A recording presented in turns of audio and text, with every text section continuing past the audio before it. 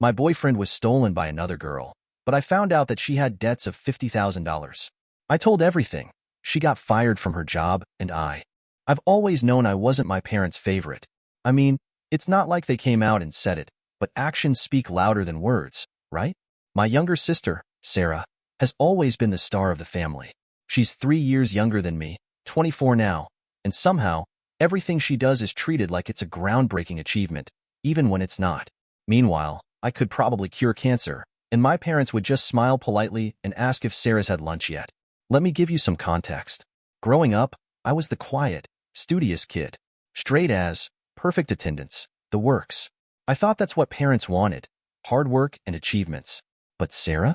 She was the loud, outgoing one, always getting into trouble, skipping curfews, breaking rules. And you'd think that'd earn her some scolding, right? Nope. My parents had this infuriating habit of brushing it all off. "Oh, Sarah's just spirited," they'd say. Or, "She's still figuring things out." It drove me insane. One time, in high school, I won this statewide science competition. I spent months preparing for it. Late nights, endless research. When I finally came home with the trophy, do you know what my mom said? "That's nice, Amanda. But did you hear Sarah got asked to the prom?" I wanted to scream. Here I was, holding a symbol of all my hard work, and all they cared about was Sarah getting a date. And this wasn't just a one-time thing. It was a pattern. When I turned 18, I thought leaving for college would change things. I went to a top-tier university on a scholarship. It was my chance to finally shine, away from Sarah and her constant spotlight. But even from miles away, she managed to steal the show. During my freshman year, Sarah decided she didn't want to go to college right away. Instead, she wanted to find herself. My parents were over the moon about it. "It's so brave of her," they said, "taking time to figure out what she really wants." Brave? I thought it was irresponsible. But of course, they didn't see it that way. Meanwhile, I was juggling a full course load and 2 part-time jobs to cover expenses not covered by my scholarship. Every phone call home turned into a Sarah update. "Sarah's thinking of starting her own business," my dad would say. Or, "Sarah's been taking painting classes. She's so talented." I'd sit there, biting my tongue, wondering if they'd even ask about my classes or my health. After graduating, I landed a job in marketing at a prestigious firm. I was so proud of myself.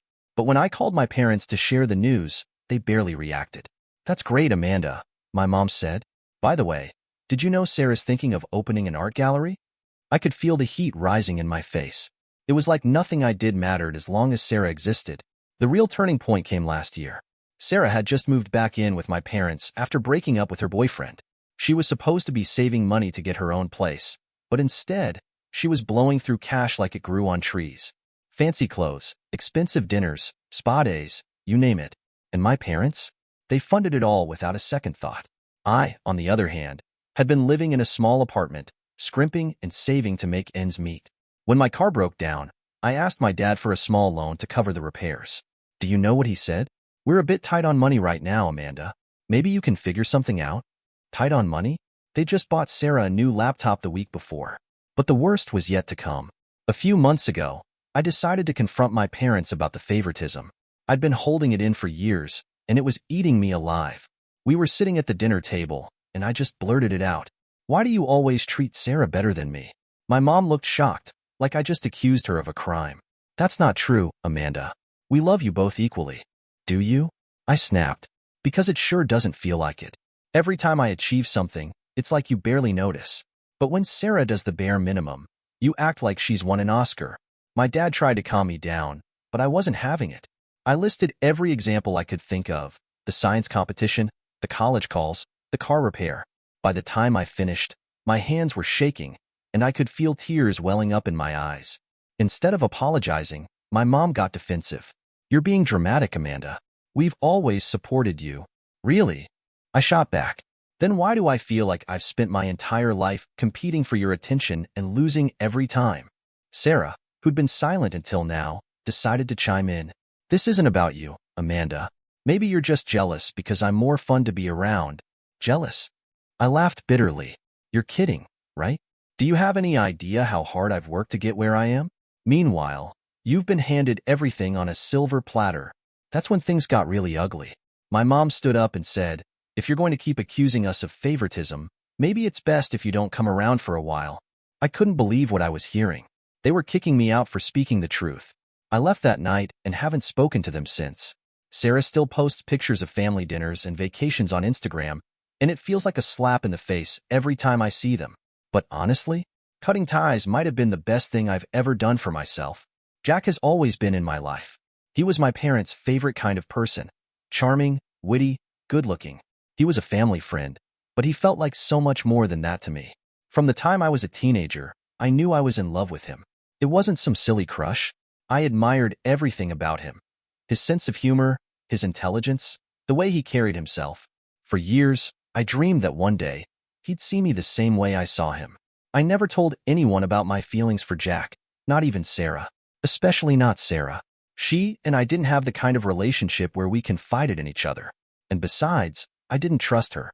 She had a way of taking things that didn't belong to her and turning them into her own. Clothes, friends, attention. It didn't matter.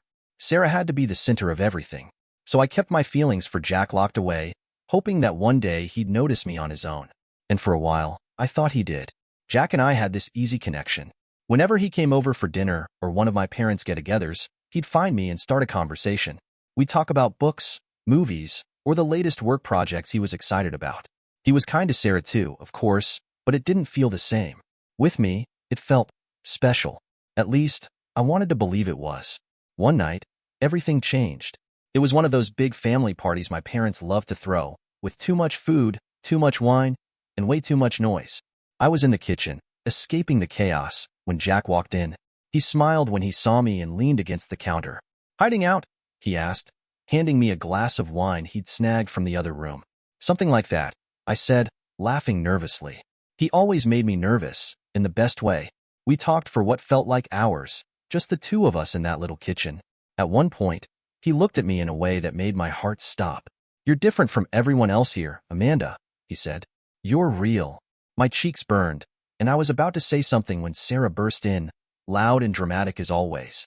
"Jack, there you are," she said, throwing herself into the room like she owned it. She didn't even glance at me. She just grabbed Jack's arm and dragged him back to the party. I stood there, stunned, watching as the moment we'd just shared disappeared. After that night, Sarah started spending more and more time with Jack. At first, I thought it was a coincidence. She'd always had a way of inserting herself into situations where she didn't belong. But soon, it became obvious. She wasn't just trying to be around Jack. She was trying to take him. She'd laugh too loudly at his jokes, touch his arm whenever she talked to him, and find excuses to be near him. And Jack? He didn't seem to mind. I tried to convince myself that I was imagining things, that Sarah couldn't possibly know how I felt about him. But then came the engagement announcement. Jack proposed to Sarah at a family barbecue, right in front of everyone. My mom cried. My dad beamed. And I felt like the ground had been ripped out from under me. After the announcement, I avoided Jack and Sarah as much as I could. I didn't trust myself to be around them. But a week later, Jack showed up at my apartment. I was shocked to see him standing there, looking like he hadn't slept in days. "Can we talk?" he asked, his voice low. I let him in, unsure of what he wanted. He sat on my couch, running his hands through his hair. "Amanda, I need to tell you something," he said. "Before Sarah and I got together, I wanted to ask you out." My heart stopped. "You? What?" He nodded, his eyes full of regret. "I was going to talk to you about it, but your parents, they told me it wasn't a good idea. They said you were too reserved, that you weren't ready for a relationship." His words hit me like a punch to the gut. My parents, the people who were supposed to support me, who were supposed to want the best for me, had sabotaged my chance at happiness. I didn't know what to say. Jack looked at me, his eyes pleading. I didn't know what to think. I thought maybe they were right. But I never stopped thinking about you, Amanda. I need you to know that. I stared at him, my mind racing. This was everything I'd ever wanted to hear, but it didn't matter anymore. Jack was engaged to my sister, who had always taken everything from me. And now, she had taken Jack too. "I can't do this," I said, my voice barely above a whisper. "You're marrying Sarah. It's too late." Jack opened his mouth to argue, but I stood up, cutting him off. "You need to leave, Jack. Please." He hesitated, but eventually, he nodded and walked out the door. As soon as he was gone, I broke down. Everything I'd been holding in for years, my love for Jack, my anger at Sarah, my frustration with my parents, came pouring out. I cried until I couldn't cry anymore. The next day, Sarah called me. She sounded cheerful, like she had no idea what had happened. "Hey, Amanda. I was thinking you could help me plan the wedding. You have such good taste." I wanted to scream. Instead, I took a deep breath and said, "I don't think I can do that, Sarah." She laughed, like I was joking. "Don't be silly. Of course you can. You're my sister." I didn't respond. I just hung up the phone and sat there, staring at the wall. For the first time in my life, I realized I had to put myself first. I couldn't keep letting Sarah and my parents dictate my happiness. They might have taken Jack from me, but they couldn't take my future. I wish I could say I confronted them, that I told Sarah exactly what I thought of her and made my parents see the damage they'd done, but I didn't. Not yet. I wasn't ready for that battle. Instead, I started focusing on myself, on my career, my friends, my own happiness. It wasn't easy, but it was a start. And as for Jack, I haven't seen him since that day. Part of me wonders if he really meant what he said, if he truly loved me. But the other part knows it doesn't matter. What's done is done. All I can do now is move forward, one step at a time. The moment Jack walked out of my apartment, I knew I couldn't let things go the way they were. My sister had taken enough from me. My parents' attention, years of peace, and now Jack. I couldn't sit back and let her win this time. For the first time in my life, I decided to fight back. It wasn't just about Jack anymore. It was about reclaiming the pieces of my life Sarah had stolen, and I was going to do it by exposing who she really was. My first move was research. Sarah wasn't exactly subtle about her life. Her social media was practically a diary of her worst decisions, but I needed more than surface-level gossip. So, I started digging. I created a fake Instagram account, something generic, with a profile photo of a golden retriever and a bio about loving coffee and sunsets. Through this account, I connected with some of Sarah's old friends, pretending to be someone new in town. It wasn't hard to find people who didn't like her. Sarah had a way of burning bridges, and it turned out a few of her ex-friends were more than willing to spill. That's how I found out about the debt. One of her old roommates, Melanie, told me Sarah had maxed out multiple credit cards and even borrowed money from friends she'd never paid back. "It's over $50,000, Melanie said in a DM. She used to cry about it at night, but I guess she's figured out how to hide it now." My stomach twisted when I read that. $50,000 was a lot of money. There was no way Sarah could hide something like that from Jack forever. Armed with this information, I started piecing together my plan. First, I needed to confirm the debt was real. I couldn't just take Melanie's word for it. So, I did something I never thought I'd do. I snooped through Sarah's things. It wasn't hard.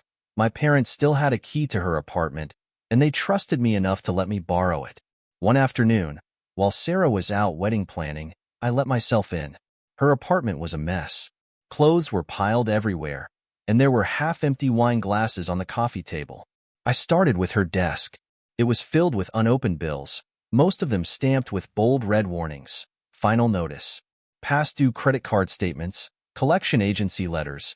It was worse than I thought. I took pictures of everything, my hands shaking as I worked. This wasn't just debt. This was financial ruin. The next step was Jack. I couldn't go to him outright. He wouldn't believe me if I just showed up with a pile of evidence.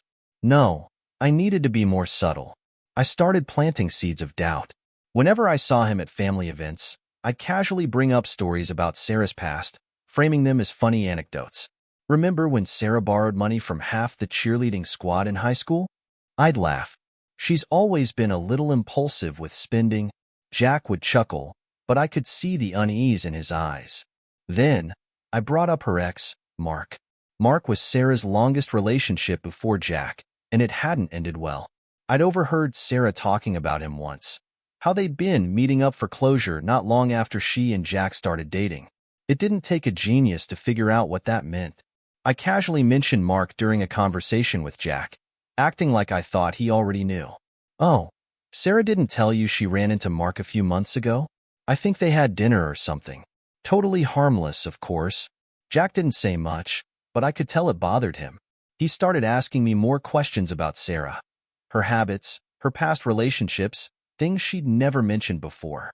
I answered carefully, never outright accusing her of anything, but always leaving just enough room for doubt. Meanwhile, I kept gathering more information. I found out Sarah had been using Jack's credit card for wedding expenses, even though she promised to pay for half of it herself. She'd racked up thousands of dollars in charges without telling him. I took photos of the statements whenever I could, building a dossier of proof. The final piece of the plan came from an unexpected source. One of Sarah's ex-friends, Rachel, reached out to me after seeing my fake Instagram profile. "I saw you're friends with Sarah," she said in a message. "Did you know she cheated on Jack with Mark last year? I caught them together once, but she begged me not to tell anyone." My heart raced as I read her message. This was it, the proof I needed to finally destroy Sarah's perfect facade. I invited Jack to coffee one afternoon, pretending it was just a friendly catch-up. When he arrived, I could tell he was stressed. "Wedding planning is exhausting," he said, running a hand through his hair. "Sarah's been difficult lately." I nodded sympathetically, then pulled out the stack of photos and documents I'd been collecting. "Jack, there's something you need to see." He looked confused as I handed him the evidence. I explained everything: the debt, the credit card charges, the affair with Mark. At first, he didn't say anything. He just stared at the pile of papers in front of him, his face pale. "Why are you telling me this?" he finally asked. "Because you deserve to know the truth," I said. "You deserve better than someone who lies to you." Jack didn't say much after that. He thanked me and left, taking the evidence with him. I didn't know what he'd do, but I hoped I'd given him enough to see Sarah for who she really was. A week later, Sarah called me in tears. "Jack called off the wedding," she sobbed. "He said he couldn't trust me anymore." "What did you do, Amanda?" I stayed calm, pretending to be surprised. "I don't know what you're talking about," I said. "Maybe he realized you weren't the right person for him." She screamed at me, accusing me of ruining her life, but I didn't care. For the first time, I felt like I'd won. Sarah had always taken from me, but now, I'd taken something back. It wasn't about Jack anymore. It was about standing up for myself, and I had no regrets. When Jack walked away from our coffee meeting, I felt an overwhelming sense of relief. It wasn't just about him finally knowing the truth. It was the first time in my life I had taken control of something that Sarah had tried to steal from me. Still, I wasn't sure what would happen next. Would Jack confront her? Would he stay silent? I didn't have to wait long to find out. A few days later, Sarah stormed into my apartment unannounced. Her face was red, and her eyes were puffy from crying. "What the hell did you say to Jack?" she yelled, slamming the door behind her. I kept my voice calm, though my heart was racing. "I didn't say anything that wasn't true, Sarah." Her jaw tightened. "He called off the engagement. He said he couldn't trust me. Do you have any idea what you've done to my life?" I leaned back against the kitchen counter, crossing my arms. "Maybe you should ask yourself what you've done to your own life. Lying to him, hiding your debt, cheating with Mark. You can't blame me for pointing out what was already there." Sarah's face twisted in fury. "You're jealous. You've always been jealous of me. You can't stand to see me happy, so you had to ruin everything." I laughed bitterly. "Jealous? Of what? You've lied and manipulated your way through life, and now it's finally catching up to you. That's not jealousy, Sarah. That's karma." She stared at me, speechless for once, before storming out. I wasn't sure if she would go after Jack to try and salvage things, but I had a feeling he wasn't the type to be easily swayed after seeing the truth. Later that week, I found out what had happened between them. Jack called me, his voice heavy with exhaustion. "I confronted her," he said. "I told her about the debt, the credit card charges, Mark, all of it." "What did she say?" I asked, my stomach twisting with anticipation. "She denied everything at first," Jack said. "Then she tried to turn it around on me. Said I was being paranoid, that I was overreacting. But I told her I couldn't do it anymore. I couldn't marry someone I couldn't trust." I felt a mix of emotions: satisfaction, guilt, even a strange sadness. As much as Sarah deserved to face the consequences of her actions, it was still hard to see everything fall apart so completely. "I'm sorry it had to end like this," I said, even though I wasn't sure if I meant it. Jack sighed. "Don't be. I think you saved me from making a huge mistake." For a moment, there was silence on the line. Then he said something that caught me off guard. "You know, I wish things had been different. If I'd had the chance to be with you instead of Sarah." He trailed off, and I didn't know how to respond. There was too much history between us now, too much damage to go back and rewrite the past. After Jack ended the call, I felt a strange mix of relief and sadness. The engagement was officially over, but I knew Sarah wouldn't go down without a fight. And I was right. Sarah started spreading rumors about me almost immediately. She told anyone who would listen that I had manipulated Jack, that I had made up lies to turn him against her. She even tried to convince our parents that I was the villain in all of this. Amanda's always been jealous of me, she told them. She couldn't stand to see me happy, so she ruined everything. At first, my parents seemed to believe her. They called me, demanding to know what I had done. Sarah's devastated, my mom said. She's saying you sabotaged her relationship. Why would you do something like that? I felt my temper flare. Why would I do that? Because she's been lying to all of us for years. She's $50,000 in debt. She cheated on Jack with Mark, and she's been using his money to pay for the wedding. I didn't ruin anything. She did. There was a long silence on the other end of the line. Then my dad spoke, his voice uncertain. Do you have proof of any of this? Yes, I said firmly. I have proof of everything. I sent them the photos of Sarah's overdue bills, the screenshots of messages from her old friends, and the receipts from Jack's credit card charges. It was enough to make them stop questioning me, but I could tell they still weren't ready to fully take my side. Sarah had always been their favorite, and old habits die hard. The real turning point came when Jack himself confronted them. Apparently, Sarah had tried to get him to take her back, showing up at his apartment in tears and begging for another chance. But Jack wasn't having it. He told her that unless she was willing to admit the truth, there was no future for them. When she refused, he cut her off completely.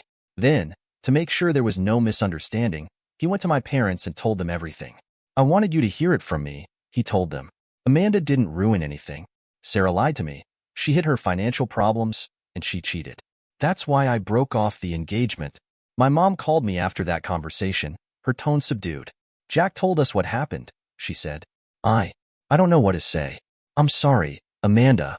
I think we owe you an apology. It was the closest thing to an admission of guilt I'd ever get from her, and I decided to take it. As for Sarah, she didn't take the loss gracefully. She started avoiding family events, claiming she was too busy to come. When she did show up, she refused to speak to me, shooting me dirty looks across the room instead. It was childish, but I couldn't bring myself to care. For the first time in years, I felt like I had the upper hand. It wasn't easy to deal with the fallout. My relationship with my parents was still strained, and Jack eventually decided to move to another city to start fresh. Part of me wondered if things could have been different between us, but I knew it was too late. Some things can't be undone. In the end, Sarah's engagement was just another casualty of her own selfishness. She could blame me all she wanted, but deep down, I knew she understood the truth. And for the first time in my life, I wasn't afraid to let her face it. It's hard to explain what it felt like watching the family dynamic shift after Jack called off the engagement. For years, Sarah had been the golden child. No matter what she did, our parents always found a way to defend her. If she failed, they'd say she was learning. If she succeeded, they'd act like she was a prodigy. But after Jack left, everything started to unravel, and for the first time, they couldn't ignore the cracks in the perfect image they'd created for her. It started with whispers. Jack had been well-liked by everyone in our extended circle, our neighbors, family friends, even the local community. When news of the broken engagement spread, people began to ask questions. Why would someone as solid and dependable as Jack walk away from a marriage so close to happening? Sarah tried to spin it at first, claiming that Jack had commitment issues or that he was too controlling, but it didn't take long for the truth to leak out. Jack didn't stay quiet. At first, I thought he'd let Sarah save face, but he surprised me. When mutual friends reached out to him for answers, he told them everything. The debt, the lies, even the affair with Mark. He didn't do it maliciously. He just didn't see a reason to protect her anymore. And once the truth was out, it spread like wildfire. The fallout was immediate. My parents, who had spent years building their reputation as a respectable, successful family, were suddenly thrust into the spotlight for all the wrong reasons. Friends they'd known for decades started pulling away. Invitations to events stopped coming. My mom, who'd always prided herself on hosting elegant dinner parties, canceled her upcoming one, claiming she wasn't feeling well, but I knew the truth. She couldn't face the embarrassment. The breaking point came when my dad got a call from the bank. He'd co-signed a loan for Sarah years ago, something he'd done without thinking, because he trusted her to be responsible. But now that she defaulted on it, the debt was his problem too. Between that and the credit cards, Sarah owed over $50,000, and creditors were breathing down my dad's neck. I overheard him on the phone one night, his voice low and strained. "We can't keep covering for her," he said. "She's going to drag us all down." My mom tried to defend Sarah at first. "She's our daughter," she argued. "We can't just abandon her." But even she couldn't ignore the financial strain. After weeks of tense arguments, my parents made the painful decision to sell the house. It was the same house I'd grown up in, the one where every family memory was etched into the walls. It sold quickly, $500,000 in cash, but it wasn't enough to erase the damage. After paying off Sarah's debts and settling other outstanding bills, there wasn't much left. We moved to a smaller house on the other side of town, one that was a shadow of our former home. The floors creaked, the paint was peeling, and the yard was overgrown with weeds. My mom cried the day we moved in. "This isn't how it was supposed to be," she said, staring at the boxes piled in the living room. "We worked so hard for everything, and now it's gone." I didn't have the heart to say what I was thinking, that it was Sarah's fault, that her selfishness and irresponsibility had brought us to this point. But I didn't need to. My parents were starting to see it for themselves. Sarah, of course, didn't make things any easier. She moved back in with my parents after the engagement fell apart, claiming she needed time to get back on her feet. But instead of helping out or looking for a job, she spent most of her time sulking in her room or scrolling through social media. She'd go out late at night and come back reeking of alcohol, her makeup smudged and her eyes glassy. My dad tried to confront her about it once, but she just snapped at him. "I'm dealing with enough already," she said. "You don't get to judge me." The tension in the house was unbearable. My mom, who had always been Sarah's biggest supporter, started losing her patience. One morning, I overheard them arguing in the kitchen. "We gave up everything for you," my mom said, her voice shaking. "The least you could do is try to help." Sarah rolled her eyes. "I didn't ask you to sell the house," she shot back. "That was your choice." I couldn't believe my ears. Sarah's lack of accountability was staggering. For years, she'd relied on our parents to clean up her messes, and now that they were finally holding her responsible, she acted like she was the victim. The final blow came when one of my parents' oldest friends, Mrs. Henderson, stopped by to visit. She was always the type to speak her mind, and she didn't hold back this time. "I heard about what happened with Jack," she said, sipping her tea. "Such a shame. He was a good man. I can't imagine what he must have gone through, dealing with all those lies." My mom flushed, clearly uncomfortable. "We've all made mistakes," she said, trying to brush it off. Mrs. Henderson raised an eyebrow. "Mistakes are one thing. But this? It's a disgrace. And I hate to say it, but it reflects poorly on the whole family." After she left, my mom sat at the kitchen table, staring at her hands. For the first time, I saw her as something other than the composed, unwavering matriarch I'd always known. She looked small, defeated. "How did we get here?" she murmured. "Where did we go wrong?" I didn't have an answer for her. Part of me wanted to say it wasn't their fault, but I couldn't. They had spent years enabling Sarah, ignoring her flaws and excusing her behavior. And now, they were paying the price for it. Over the next few months, things only got worse. My dad started working longer hours, trying to make up for the financial loss. My mom fell into a deep depression, barely leaving the house. And Sarah? She continued to spiral. She started hanging out with a new group of friends, people I didn't recognize, who seemed just as reckless as she was. One night, she came home with a black eye and refused to say how she'd gotten it. My parents were too exhausted to press her for answers. As for me, I kept my distance as much as I could. I visited the house occasionally to check on my parents, but every time I walked through the door, I felt a suffocating weight settle over me. The family I'd grown up with was gone, replaced by something fractured and broken. In the end, the move to the smaller house didn't just symbolize the loss of our financial stability. It marked the collapse of everything we once were. My parents, who had always prided themselves on their success, were now struggling to keep their heads above water.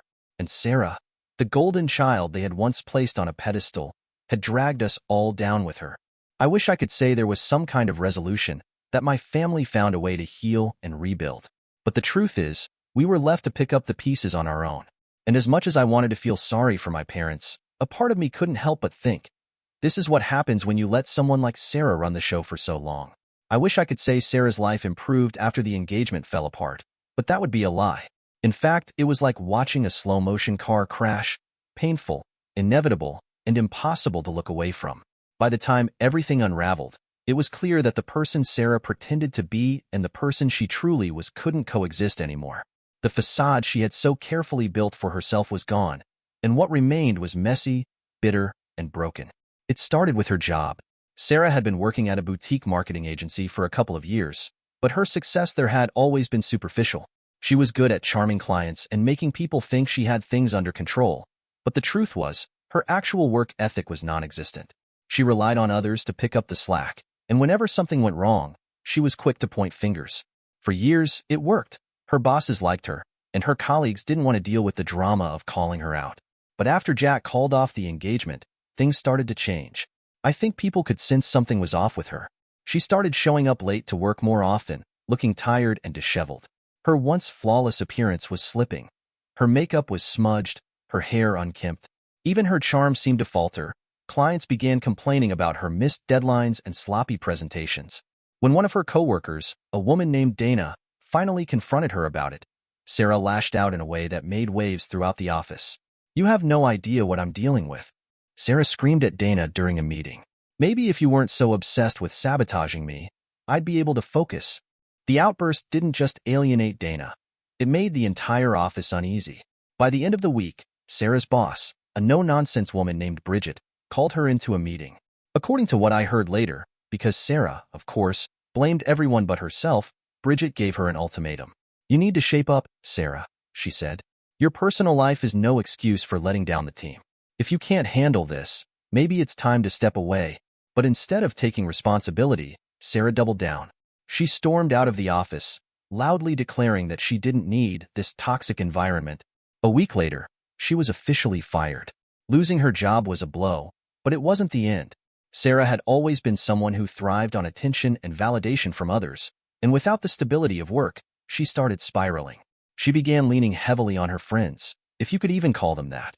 Most of them were surface-level acquaintances, people she went out with for drinks or invited to lavish parties when she wanted to show off. And as Sarah's life fell apart, so did those friendships.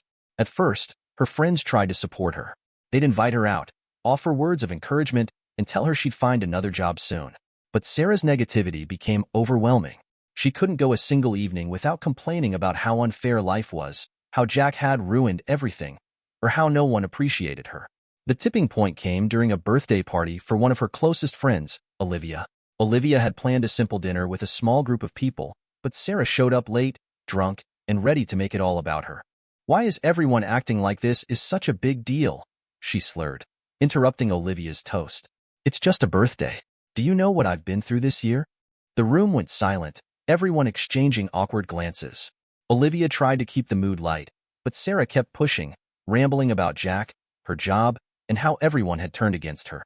By the end of the night, Olivia was in tears, and Sarah was being escorted out by one of the other guests. After that, Sarah's social circle shrank rapidly. People stopped inviting her to events, ignored her calls, and distanced themselves as much as possible. Even her closest allies, like Olivia, cut ties. "I can't do it anymore," Olivia told me when we ran into each other at a coffee shop. "She's toxic, Amanda. I tried to help, but she doesn't want help. She just wants attention."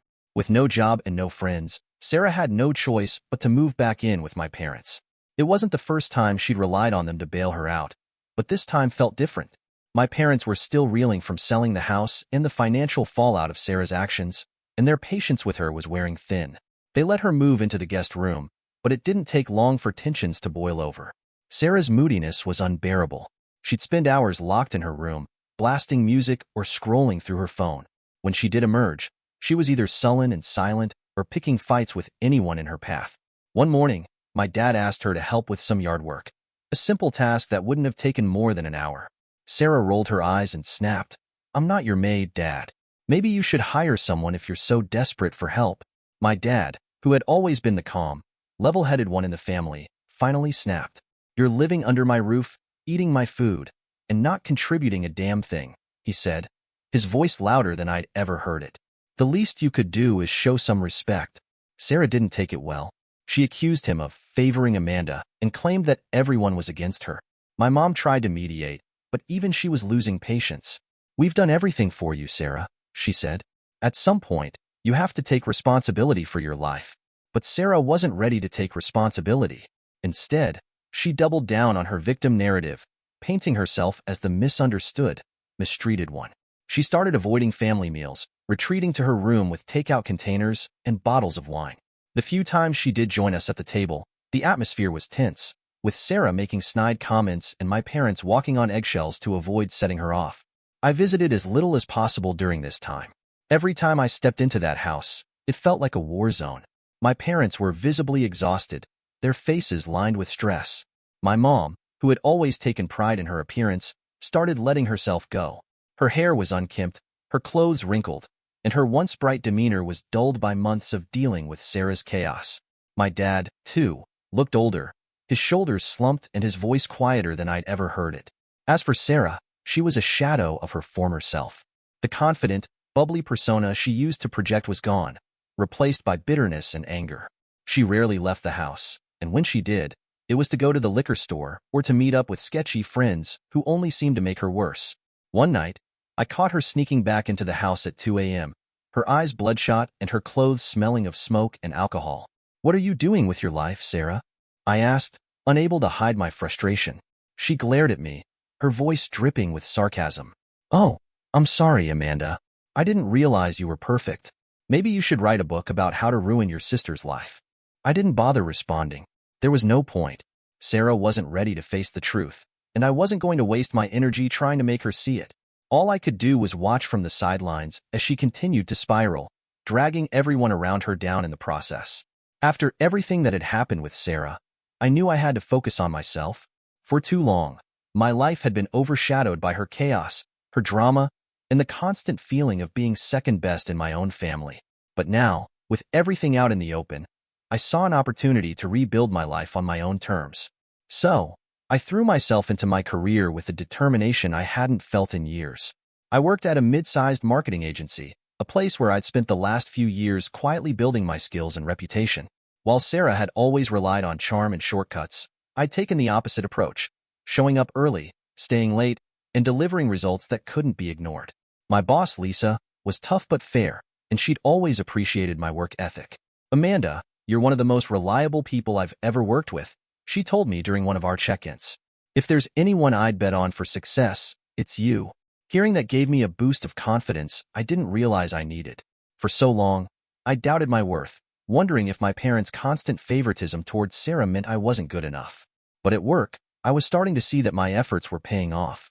I began volunteering for more challenging projects, taking on clients that others avoided because they were too demanding or high pressure. One of those clients, a tech startup called Pinnacle Innovations, became a turning point for me. Pinnacle was a notoriously difficult account. They were picky, impatient, and had a reputation for churning through marketing teams like water.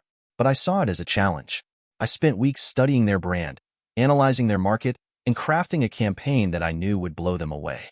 When I presented it to their CEO, a sharp-eyed woman named Elena Morales, she leaned back in her chair and smiled. "This," she said, pointing to the slides, "is exactly what we've been looking for." The campaign's success not only earned the agency a long-term contract with Pinnacle, but it also put me on Lisa's radar for a promotion. A few months later, she called me into her office. "Amanda," she said, "I'm promoting you to senior account manager. Effective immediately. Your new salary will be $120,000 a year." For a moment, I just stared at her, stunned. It felt surreal, like all the years of hard work and quiet perseverance were finally being recognized. "Thank you," I said, my voice barely above a whisper. "I won't let you down." The promotion wasn't just a career milestone. It was a turning point in my life. With my increased salary, I finally had the financial freedom to make some big decisions. The first thing I did was start house hunting. I'd spent most of my adult life renting small apartments, but now I was ready for something more permanent, something that was mine. Finding the right house wasn't easy. I must have toured dozens of places, each one either too small, too rundown, or too far from work. But then I found it, a beautiful 3-bedroom house in a quiet neighborhood. It had everything I wanted: a spacious kitchen, a cozy living room with a fireplace, and a backyard with just enough space for a garden. The asking price was $700,000, which was steep, but I'd saved enough for a solid down payment. After a bit of negotiation, I signed the papers and became a homeowner. Moving into the house felt like a new chapter. I spent weekends painting the walls, picking out furniture, and making the space my own. For the first time in years, I felt like I was in control of my life, like I was building something that no one, not Sarah, not my parents, not anyone could take away from me. Meanwhile, my relationship with my parents remained strained. They'd started reaching out more often, their tone softer and more apologetic than I was used to. My mom, especially, seemed to be grappling with guilt. "We didn't realize how much we were asking of you," she said during one of her calls. You've always been so self-sufficient, Amanda. I guess we took that for granted. I wanted to believe her, to let myself hope that they finally saw me for who I was. But years of being overlooked and dismissed had left scars that couldn't be erased with a few kind words. I kept my responses polite but distant, not letting them too far past the walls I'd built. They came to see the house a few weeks after I moved in. My mom walked through the rooms with a mix of pride and sadness. "It's beautiful, Amanda," she said, running her hand along the kitchen counter. "You've done so well for yourself." My dad nodded, his expression unreadable. "We're proud of you," he said. "You've worked hard for this." Hearing those words should have felt like a victory, but instead, they left me feeling conflicted. Part of me wanted to embrace their newfound appreciation, to let go of the resentment I'd carried for so long. But another part of me couldn't forget the years of favoritism, the times they dismissed my achievements or put Sarah's needs above mine. I decided to keep them at arm's length, at least for now. I invited them over for occasional dinners, made polite conversation, and sent updates about my life. But I didn't let them back into the inner circle of my world. That space was reserved for the people who had supported me unconditionally. Friends like Mia, my best friend since college, who had been my rock through all the chaos with Sarah. Mia was the one who helped me celebrate my promotion and my new house. She threw me a housewarming party, inviting a mix of colleagues, friends, and even a few neighbors I hadn't met yet. The party was a reminder of how far I'd come, of the life I'd built for myself despite everything. As for Sarah, she stayed mostly out of sight. I knew she was still living with my parents, but I rarely saw her or heard about her. When I did, it was usually because my mom mentioned her in passing, her voice tinged with worry. "She's trying to get back on her feet," she'd say, as if trying to convince herself as much as me. But I knew better. Sarah wasn't the type to change overnight, and I wasn't going to let her chaos seep back into my life. In the end, my success wasn't about proving anything to Sarah or my parents. It was about proving something to myself, that I was capable, worthy, and strong. Buying the house, getting the promotion, and creating a life that felt like mine wasn't just an achievement. It was a declaration. I wasn't the overlooked, quiet daughter anymore. I was Amanda, and I was finally living on my own terms.